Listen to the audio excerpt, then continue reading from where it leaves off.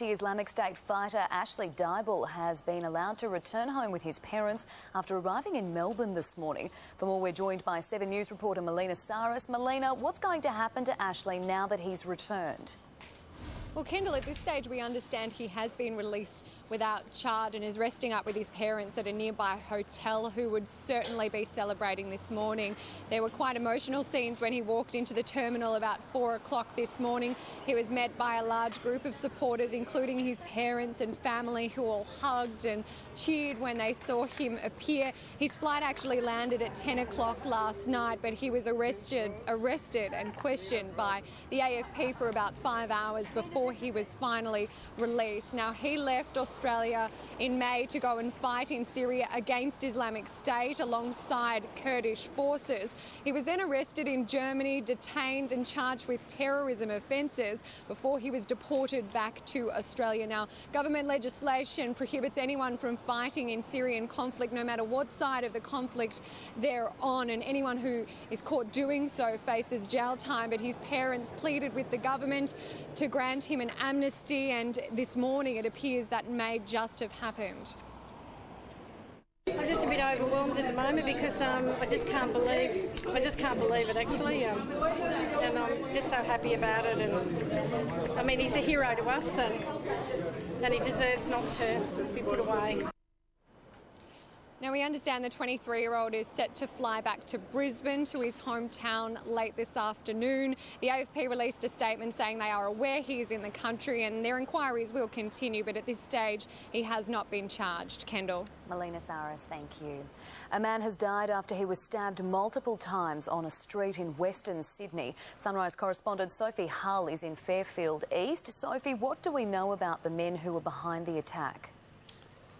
Good morning again, Kendall. Look, police are still trying to piece that together, but we've been told by witnesses here this morning on Belmore Street in Fairfield East that there were anywhere between 2 and 5 men attacking the one victim, that they were armed possibly with metal bars, maybe even a hammer that was used to attack the man before he was stabbed. So this was a particularly brutal and vicious attack in broad daylight on a Sunday afternoon here in Fairfield East. The man was taken to hospital but died about 2 hours later. Witnesses here say the men who were his attackers were quite casual in the way they exited the scene. They got in a car slowly and drove off. Police are still looking to hear from anyone who may know more about the victim, a 35-year-old man, or about his attackers. Kendall. Sophie Hull, thank you. Gold Coast Police are hunting a gunman after a shooting outside a restaurant in Merrimack. Detectives say 2 cars stopped on Gooding Drive around 3:30 yesterday afternoon. In one was a 19-year-old woman and the alleged gunman.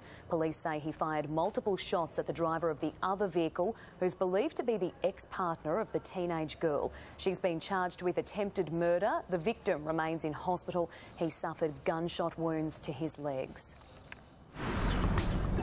In breaking news, a woman is fighting for life in hospital after she collapsed at an AC/DC concert in Melbourne. She was treated by paramedics at Etihad Stadium last night before she was transported to hospital. Police say they don't think she was assaulted. She is in a stable condition. There are calls for more to be done to stop festival goers using illicit drugs after Stereosonic wrapped up yesterday. Sunrise correspondent Michelle Tapper is at the Royal Brisbane and Women's Hospital this morning. Michelle, how many people overdosed at the Brisbane Festival? Kendall, there were 9 major overdoses and 14 hospitalisations all up, and almost 24 arrests for people possessing dangerous drugs. Now, police did crack down hard yesterday. They had drug detection dogs at the gates, stopping festival goers before they entered the concert, but many people fear that they ingested the drugs before they even enter the premises. Now, Stereosonic organisers issued a warning on Facebook telling people to ask for help if they need it. They had 12 extra paramedics on standby, as well as another 30 Red Frog volunteers, and all of this comes off the back of 2 festival deaths just in the last week. 25-year-old Sylvia Choi died in Sydney a week ago at a Stereosonic festival, and a 19-year-old man died in Adelaide on Saturday. There are still 2 people critical in Adelaide and another critical in Melbourne. Kendall? Hopefully people will get the message soon. All right, thank you, Michelle. South Australia is continuing to swelter through a heat wave with fire crews on high alert. Several small blazes kept firefighters busy across the weekend with fears they could flare up today.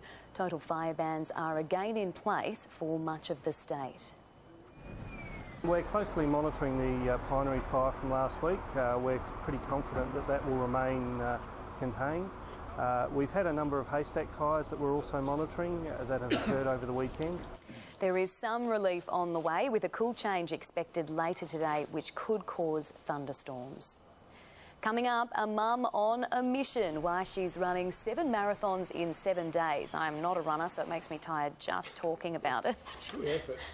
Also, a family affair. The Sebastians reveal their special Christmas gift. But first, here's Barrett's. Thanks, Kendall. Aussie paceman Peter Siddle has brushed off concerns over a lingering back injury ahead of Thursday's first test against the West Indies in Hobart.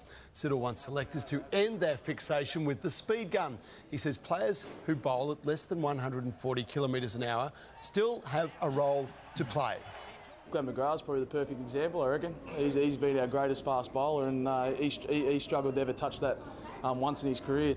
Legend. The Aussies expect the Windies to be competitive despite their dismal 10-wicket loss to a Cricket Australia 11.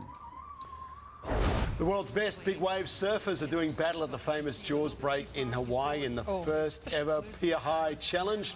American Greg Long scored a 9 out of 10 for this. Oh my God. Oh, that has got to be one of the biggest waves you've ever paddled into. And then the package. Oh my God. That is just a mountain of water.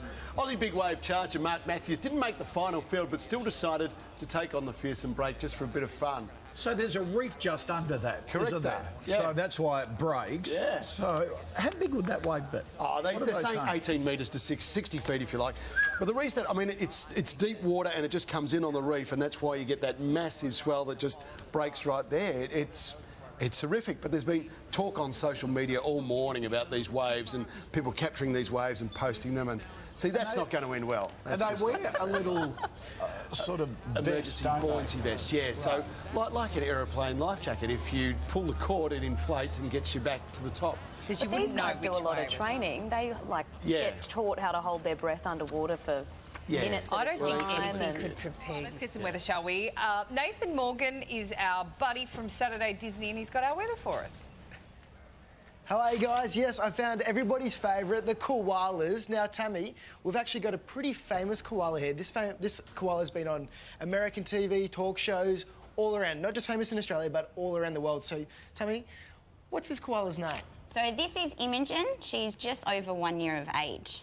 And I take it she's pretty popular because she's so charismatic. She's always jumping on people and stuff like that. She definitely is. As soon as we come in the exhibit, she'll always want her cuddle. She's very adventurous. National forecast. So let's take a look.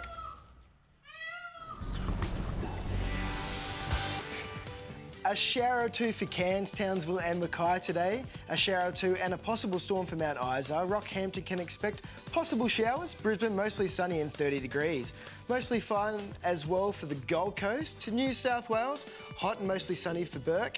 Partly cloudy for Orange. Broken Hill can expect a shower or two. Sydney, partly cloudy and a top of 26. Partly cloudy and 29 degrees for Canberra. Possible late shower for Albury. Partly cloudy for Madura and Ballarat and Bendigo. Mostly cloudy day for Melbourne and 30 degrees. An early shower for Launceston or 2. Hobart, possible morning shower and a top of 21. A cloudy day expected for Mount Gambier. Adelaide, possible late shower and 38 degrees. A shower or two and a possible storm for Port Lincoln and Ceduna. A shower or two and a possible storm for Alice Springs. Darwin, a shower or two and a possible storm, 35 degrees. And in Western Australia, a morning shower or two for Albany. Bunbury can expect a cloudy day. Perth, partly cloudy and a top of 22 degrees. A sunny day in Karratha. And Broome, partly cloudy, guys. Now, the little exclusive we're trying to get for you guys over here is actually, what's this koala's name again? So this is Isabel. This is Isabel, and Isabel actually has a little baby Joey. Now, when we say Joey, that's a baby koala in its pouch. Yeah. Now, how old is this baby koala? So this one's only about 5 months of age, so only just coming out of the pouch. Wow, do you reckon this is going to be like the next Imogen? I hope so. She's in the exhibit with Imogen, so I'm sure she'll teach us some tricks. Brakes for us as you're heading around Windsor Road. That's through to James Roos Drive in North Parramatta because of another breakdown sitting in the bus lane just outside the fast food joint. And get in the clear way and save with 2015 plate clearance value. Mazda 3 with free stamp duty, free 12 months Rego and CGP. See your Mazda dealer today. See you soon on Sunrise.